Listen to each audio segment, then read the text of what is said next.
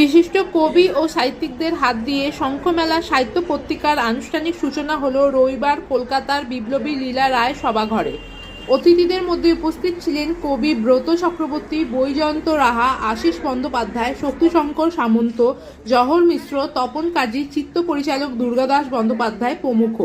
সাহিত্য ও সাংস্কৃতিক অনুষ্ঠান সভাটিকে প্রাণবন্ত করে তোলে।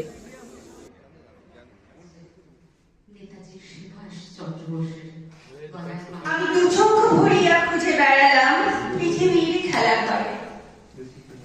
আমি হৃদয়ের কাছে হৃদয় চাইলাম, হৃদয়ের দ্বারে দ্বারে। শূন্য হৃদয়, ফাঁকা নেই আজ, নেই কোনো দরবারে। সকল গুণীজনকে আমার অন্তরের অন্তঃস্থল থেকে শ্রদ্ধা এবং সকল শঙ্খমেলার সহযাত্রীদের জানাই হার্দিক শুভকামনা। এই পত্রিকাটি মূলত পৃথিবীর সমস্ত স্বাধীনতাকামী মুক্তিযোদ্ধার উদ্দেশ্যে সমর্পিত। এই পত্রিকা মূলত আমার ভাবনা, লিচু পাতায় বসে থাকা ছোট পাখি উল্কা তার শীষ হয়ে যায়। তোমায় বলে রাখি, রাবিশ পিরিয়ডসরাও দলে নিচ্ছে কোথাও আমায়। স্বর বদলে দেবে, দূরে শুনতে পাই।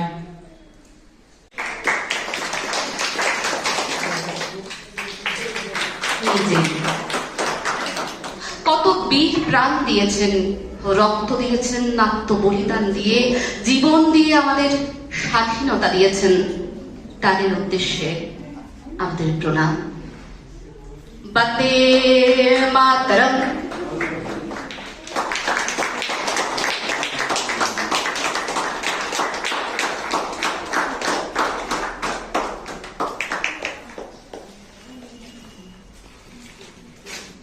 এবং সেই ব্যতিক্রম ঘটিয়েছেন রুমা দিদিমণি।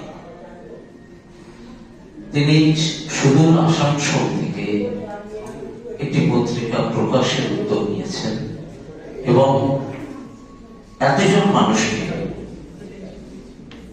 এক জায়গায় আনতে পেরেছেন। এর জন্য অবশ্যই তার একটা ধন্যবাদ প্রাপ্য। লক্ষ্য করছি পত্রিকা অনেক হচ্ছে এবং সেই পত্রিকার গুণগত মান বিচার হচ্ছে না। অনেক সময় যেটা হচ্ছে যে